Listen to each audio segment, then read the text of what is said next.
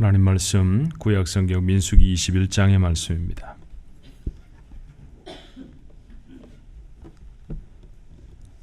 민수기 21장 10절 말씀부터 20절에 있는 말씀까지입니다. 이스라엘 자손이 그곳에서 떠나 오봇에 진을 쳤고 오봇을 떠나 모압 앞쪽 해 돋는 쪽 광야 이에야바림에 진을 쳤고 거기를 떠나 사렛 골짜기에 진을 쳤고 거기를 떠나 아모리엔의 영토에서 흘러나와서 광야에 이른 아르논강 건너편에 진을 쳤으니 아르논은 모압과 아모리 사이에서 모압의 경계가 된 곳이라. 이러므로 여호와의 전쟁기에 일렀으되 수바의 와헙과 아르논 골짜기와 모든 골짜기에 비탈은 아르고우를 향하여 기울어지고 모압의 경계에 닿았도다 하였더라.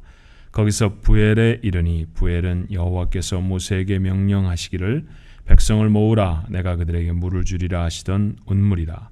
그때 이스라엘이 노래하여 이르되 운물물아 솟아나라 너희는 그것을 노래하라. 이 운물은 지휘관들이 팠고 백성의 귀인들이 규와 지팡이로 판 것이로다 하였더라.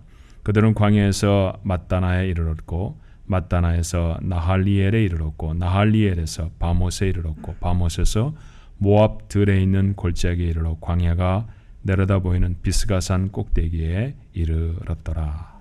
아멘. 지난 고난주간 동안에 저희들이 가족마다 금식하기도 하고 또 어떤 분들은 마음에 그저 자원하는 마음으로 이렇게 헌금들을 해주셨습니다. 특별히 이번에 목적 있는 헌금이었는데요. 우간다에 탄자니아로 갔다가 다시 우간다로 쫓겨온 난민들이 삽니다. 그 사람들이 병중에 고통받고 있다는 소식을 들어서 그분들에게 치료를 하도록 지원하는 그런 명목으로 저희들이 헌금을 모았습니다. 보냈는데 우간다에서 이런 따끈따끈한 편지가 도착했습니다.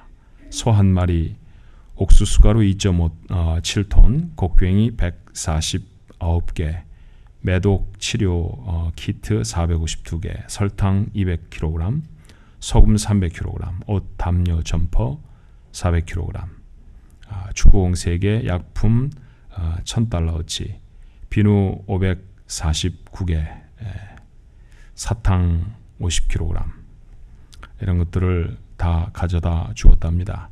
설탕을 받아든 사람들이 하는 말이 내 50평생에 설탕을 처음 먹어봅니다. 그런 말을 할 때 선교사님 가슴이 울컥했다고 해요. 상황중앙 장로교회 온 성도님들께서 십시일반으로 함께 하신 귀한 헌금이 나눔을 통해 의미 있는 나눔이 되었다고 말씀드리고 싶습니다. 우간다 온 성도들이 중앙교회 성도님들께 감사합니다. 외바리 무농가라고 한다고 하네요. 외바리 무농가라고 하는 인사를 전합니다. 이걸 어떻게 전하면 좋을까 그래서 제가 할 수 없이 여러분에게 외바리 무농가 하기로 했습니다. 자, 옆에 분들하고 같이 인사하시죠. 우리가 더 감사하죠. 자, 같이 한번 인사하십시다. 우리가 더 감사합니다. 예. 기도 많이 하십니까? 하루에 몇 번이나 하시나요? 최소한 3번은 하지요. 식사 기도를 합니다. 많은 기도가 있습니다만 기도 중에 가장 대충하고 쉽게 하는 것이 식사 기도 아닌가 하는 생각이 들어요. 그런데 저는 제 인생에 잊을 수 없는 가장 절절한 식사 기도를 했던 적이 있답니다. 제가 중학교 3학년 때 여름 수련회였습니다. 그때 금식 기도회를 갔었죠. 사흘을 꼬박 굶었습니다. 중3이 말입니다.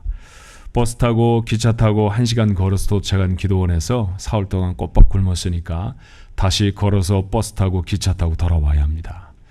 자, 갈 길이 너무 멀었다라고 생각했을까요? 전도사님이 조그만한 야구르트 한 병씩을 사주셨습니다. 이건 먹고 힘내서 가자. 근데 그게 얼마나 귀한지 한 30명쯤이었다고 기억을 하는데 그 한 30명쯤 되는 친구들이 다 그 야구르트 병을 붙들고 눈물로 식사 기도를 했던 적이 있었습니다. 작은 음료수가 그렇게 소중한 것이라는 거 전에 미처 몰랐죠. 때때로 고난은 우리에게 알지 못했던 축복을 발견하게 해주는 소중한 도구가 됩니다. 광야를 걸어가는 이스라엘 백성은 고통스러웠겠죠. 그러나 축복이 없었던 것은 사실은 아닙니다. 그들이 발견했던 축복, 오늘 본문을 통해 확인해 볼까요? 본문의 말씀에 보면 오봇, 이에야바림, 세렛, 아르논 이런 익숙하지 않은 지명들로 시작을 합니다. 이스라엘 백성의 막바지 광야 여행에 머물렀던 곳들입니다. 고단했을 것 같아요. 무엇보다도 기간이 너무 깁니다. 벌써 40년째 광야를 방황하고 있지 않습니까? 그리고 여전한 어려움이 있죠. 무엇보다도 광야를 살아가면서 가장 큰 어려움이라고 하면 물이 없다라는 것이었을 것입니다. 그런데 여러분, 오늘 말씀을 읽다 보니까 그들이 부엘이라는 곳에 이르렀을 때 물을 얻었습니다. 그리고 얼마나 기뻤던지 노래를 지어서 불렀죠. 그들은 여전히 광야에 있지만 지금 기쁨의 축제를 벌이고 있습니다. 그들이 기뻐하는 모습 속에서 우리가 인생 여행을 살아가면서 우리에게 허락되어진 교훈이 있다라고 생각을 했습니다. 우선 광야에는 모래와 돌만 있는 것이 아니다라는 사실을 이들이 우리에게 가르쳐주고 있지 않습니까? 그들이 부엘에 도착했을 때 그곳에 물이 있었나요? 없었습니다. 모래와 돌멩이밖에는 보이지 않았을 것입니다. 그런데 그들이 하나님의 명령대로 한 곳에 땅을 파자 그곳에서 물이 솟아납니다. 확인할 수 있어야죠. 그곳에는 모래와 돌만 있는 게 아니었습니다. 그 아래 200만 명이 충분히 목마름을 해결할 수 있는 풍부한 물을 품고 있었습니다. 인생이 다르지 않다고 생각해요. 사는 게 쉽다고 생각하는 사람 여러분 중에 계십니까? 아무도 없습니다. 이스라엘이 걸어갔던 광야와 같이 생존을 위협하는 문제가 항상 우리를 위협합니다. 먹고 살만하면 건강에 빨간불이 들어오고 아이들을 다 키웠나 싶으면 예상치도 않았던 문제들이 닥치죠. 그래서 우리는 늘 죽겠다라는 말을 입에 달고 삽니다. 근데 여러분 묻고 싶어요. 정말 그게 전부입니까? 어렵고 힘들고 고통스럽고 괴로운 것만 내 인생이 있나요? 그렇지 않죠.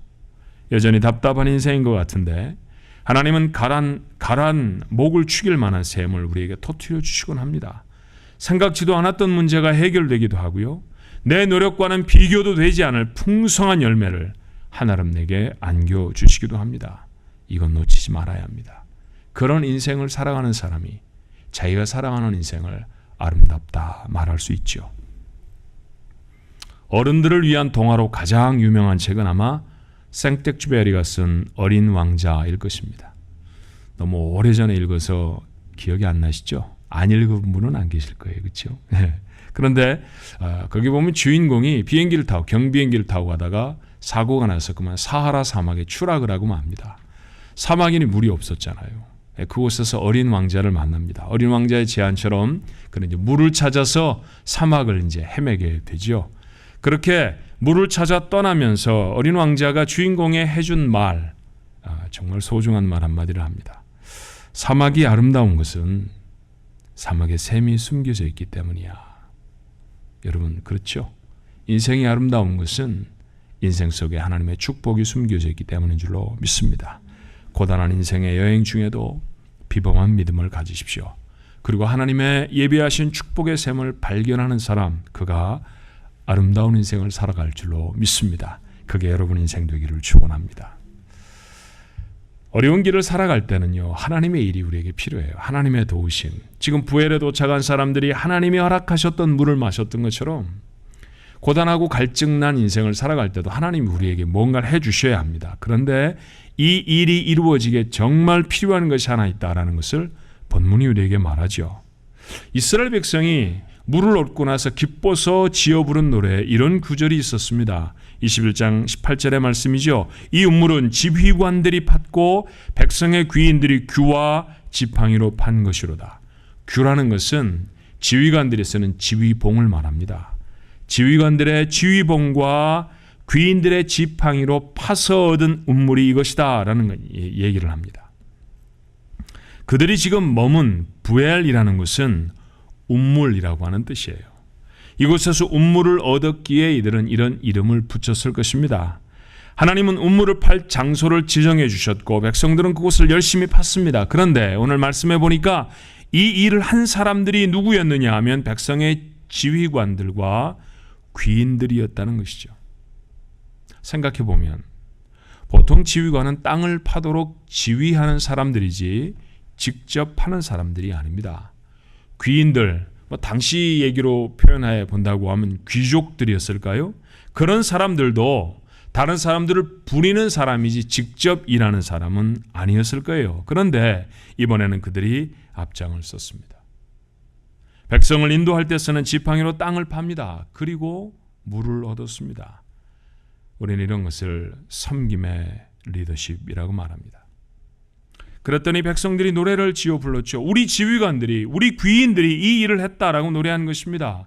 그들의 수고를 알아주었다는 것이죠. 이런 노래까지 지은 것을 보면 그들의 수고를 앞으로 절대로 잊지 말자, 그런 다짐이었을 것이고 그에 합당한 당연한 감사의 마음을 담았을 것입니다. 리더들은 앞서서 수고하고 그리고 그 수고의 혜택을 입었던 백성들은 그들에게 감사합니다. 얼마나 아름다운 연합인지 몰라요. 하나님의 일은 섬김의 리더십이 이룰 수 있다라는 사실을 잊지 마십시다. 높임을 받고 존중을 받아야 하는 사람이 앞서서 수고를 감당하는 것, 그게 하나님의 마음에 맞는 일입니다.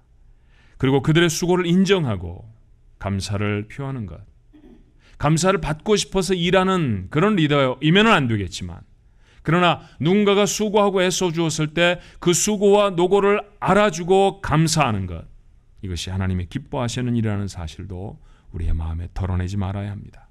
우리의 삶에도 이런 하나됨이 있어야 할 줄로 믿습니다. 가정에서부터 시작하십시오.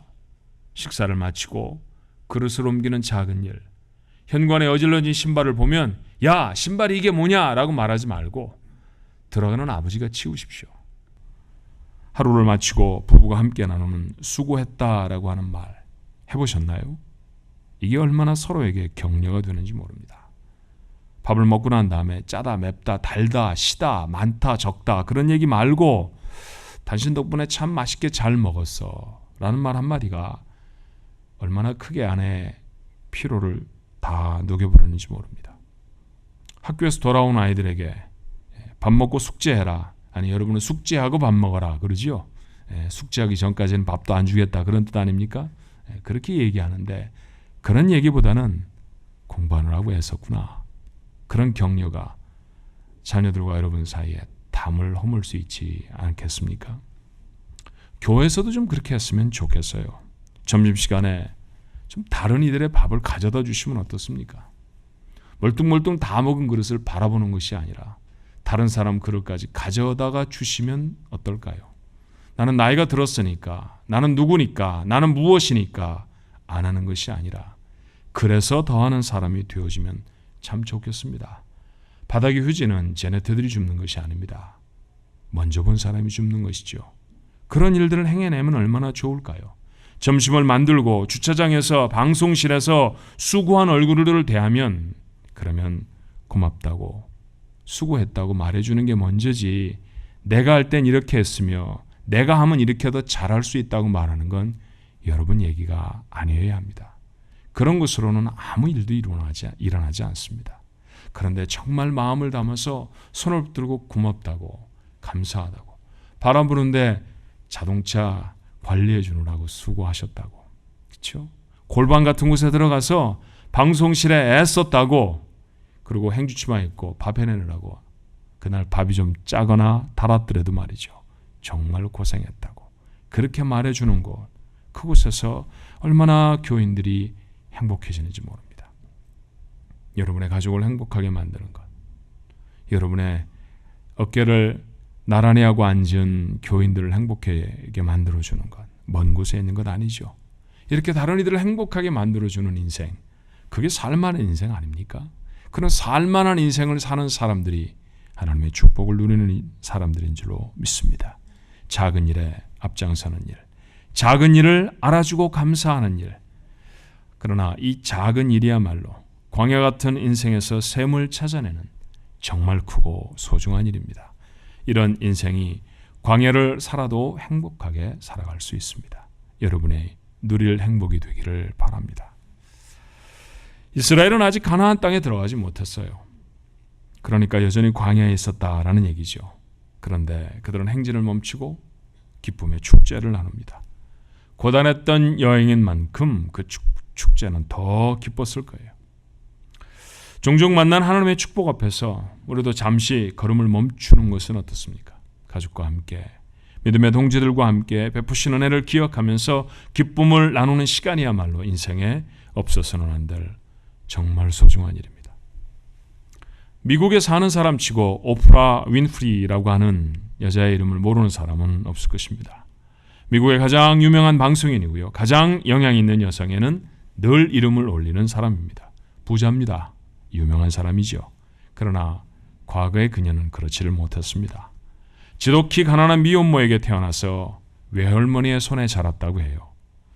그곳에서 그는 삼촌에게 성폭행을 당합니다. 그리고 14살에 출산을 경험하죠. 그녀도 엄마처럼 미혼모가 되었습니다. 하지만 아이는 태어난 지 2주 만에 죽었고 그녀는 충격으로 가출을 합니다. 마약을 먹지 않으면 하루도 지날 수 없었어요. 지옥 같은 삶이었죠. 좋지 않은 음식, 그것도 양을 조절하지를 못해서 몸은 풍선처럼 부풀어 올랐습니다. 정신은 공황 상태에 이릅니다. 망한 인생입니다. 이것이 20대 오프라의 모습이었어요. 그러다가 인생의 터닝 포인트가 되는 사건을 만납니다. 신앙으로 변화된 친아버지와 재회하게 되는 것입니다. 아버지는 진짜 신앙의 삶이 무엇인지를 보여주었어요. 오프라도 성경을 읽으며 새로운 삶을 발견했죠. 그러고 나서 그가 결단하고 다짐한 것이 하나 있었는데 그것은 감사의 일기를 쓰는 일이었습니다. 자기의 삶에 어떤 감사의 일들이 일어났는지를 일기로 쓰기 시작했죠. 어떤 감사들이 적혔을 것 같으세요? 그녀의 감사 일기에 적힌 목록들 몇 개는 이렇습니다. 오늘도 거뜬하게 잠자리에 일어날 수 있어서 감사. 유난히 눈부시고 파란 하늘을 보게 해 주셔서 감사. 점심때 맛있는 스파게티를 먹게 해 주셔서 감사. 좋은 책을 읽었는데 그 책을 써준 작가에게 감사. 매일매일을 작은 일에 감사하며 살았던 그녀의 인생, 얼마 후에 축제의 인생으로 바뀌어져 버립니다. 작은 축복을 놓치지 마십시오. 이것을 놓치면 절대로 축제의 인생은 살아갈 수가 없습니다.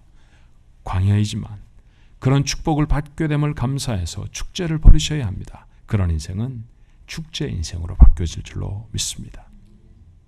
우리가 잘 부르고 참 좋아하는 찬송가 384장 나의 갈 길을 다 가도록 이라는 찬송은 유명한 찬송 시인이었던 파니 크로스비라고 하는 여자가 지은 찬송입니다. 1절의 가사가 이래요. 나의 갈 길 다 가도록 예수 인도하시니 내 주 안에 있는 긍휼을 어찌 의심하리요. 믿음으로 사는 자는 하늘 위로 받겠네. 무슨 일을 만나든지 만사형통하겠네. 무슨 일을 만나든지 만사형통하겠네. 만사형통 너무 좋은 일이죠. 하는 것마다 다 된다 그런 일 아닙니까? 근데 여러분 놓치지 않아야 돼요. 이 찬송시를 지은 이는 시각 장애인이었습니다. 앞을 못 보는 장님이었다는 거예요. 얼마나 많은 핸디캡이 있었겠습니까? 얼마나 못하는 일이 많았겠습니까? 그런데 그녀는 노래하지요. 만사형통하겠네. 고난이 없어서 이런 얘기를 한 것이 아닙니다. 오해하지 마셔야 합니다. 모든 일이 자기 뜻대로 다 이루어지는 인생은 이 세상에 단 하나의 인생도 없습니다. 광야 같은 인생을 살아가는 동안에도 우리의 삶에 고난이 엄습하죠. 어려움이 느끼는 만나는 즐거움보다 훨씬 더 많습니다. 그러나 그 고난에도 불구하고 하나님이 함께 하신다는 믿음으로 사는 사람, 그 사람이 만사형통의 기쁨으로 살게 될 줄로 믿습니다. 고단한 광야길을 걸어온 사람들이 하나님이 발견하게 하신 운물로 목을 축입니다. 기운을 차리면 다시 먼지가 나는 광야를 걸어가야 합니다. 그런데도 그들은 그 운물 앞에서 하나님 앞에 감사했습니다. 운물을 파느라고 수고한 사람들을 격려하죠. 목을 축이게 되었음을 진심으로 기뻐했습니다. 한번 마시면 영원히 목마르지 않을까요? 아니겠죠. 다시 목마를 것입니다. 그러나 지금도 목말랐을 때 운물을 주신 하나님 또 목마르면 주실 거야. 그 믿음이 그들 속에 있었습니다. 그 믿음으로 하나님 앞에 섭니다. 하나님이 도우실 거라고 하는 사실을 믿음으로 가슴에 담습니다. 이것이 믿음으로 만사 형통의 인생을 사는 사람인 줄로 믿습니다. 이런 인생이 되어야 하지 않겠습니까? 사랑하는 중앙가족 여러분, 작은 축복도 놓치지 마십시오. 그리고 어김없이 기뻐하도록 하십시다. 잠시 걸음을 멈추고 축제를 여는 거예요. 이것이 우리가 살아가는 삶이 광야 같을지라도 그 인생을 다 살아냈을 때 아름다운 생애를 살았습니다. 아름다운 땅이었습니다. 그렇게 말할 수 있는 행복한 인생 만드는 것 아닐까요? 여러분 모두의 인생이 이런 인생이 되시기를 주님의 이름으로 축원합니다. 기도하십시다. 어렵고 힘들게 살았습니다. 어깨를 쭉 늘어뜨리고 어쩌면 빈 마음으로 가슴에 쓴뿌리를 가득하는 채 오늘 자리에 올라왔을지 모릅니다. 광야를 터벅터벅 걸어가던 이스라엘 백성이 부엘에서 샘을 만났습니다. 얼마나 기뻤던지 노래를 부르며 춤을 덩실덩실 추며 그곳에서 축제를 벌입니다. 아, 이것이 인생이구나. 주님 우리에게 깨우쳐 주시니 감사합니다. 작은 건 너무 많이 놓치고 살았습니다. 설탕 한 봉지에도 평생 처음 먹어봅니다. 그렇게 말하는 사람들이 있는데 설탕을 병으로 쟁여두고도 우리는 그것 고마운 줄 몰랐습니다. 아주 작은 하나에도 감사할 수 있는 이가 인생을 축제로 만드는 것, 오늘 이 시간 말씀을 통해 보았사오니 하나님, 오늘 이 아침에 나와 하나님 앞에 예배하는 사람들, 저들의 믿음을, 저들의 믿음의 심지를 견고하게 하셔서 기쁨과 감사의 삶이 되게 하시고 축제의 인생이 되어지도록 역사해 주시옵소서. 언젠가 하나님 나라 갈 것입니다. 돌아가 하나님 앞에 말할 때 하나님, 어려웠습니다. 힘든 일도 있었죠. 그렇지만 정말 아름다운 인생이었습니다. 정말 재미있게 멋지게 살았습니다. 그렇게 말할 수 있는 행복한 사람들 되어지도록 하나님 매일매일을 도우시옵소서. 예수님 이름으로 기도합니다.